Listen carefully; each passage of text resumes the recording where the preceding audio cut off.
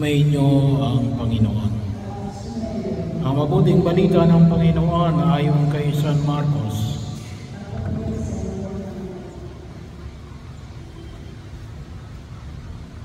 Noong panahon yon, ilang Pariseo at ilang kampo ni Herodes ang pinapunta kay Jesus upang siluin siya sa kanyang pananalita. Tumabi sila sa kanya at ang sabi, "Guro, nalalaman po namin kayo tapat at walang pinangingimian, sapagkat parehong pagtingin ninyo sa lahat ng tao at itinuturo ninyo kung ano ang kalooban ng Diyos sa mga tao, na aayon ba sa kautusan ang pagbabayad ng buwis kay Cesar? Dapat ba kaming bumuwis o hindi?"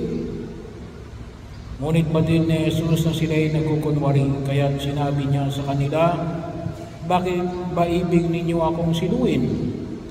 Bigyan ninyo ako ng 1 denaryo. Titingnan ko." At kanilang binigyan siya. "Kaninong larawan at pangalan ang nakaukit dito?"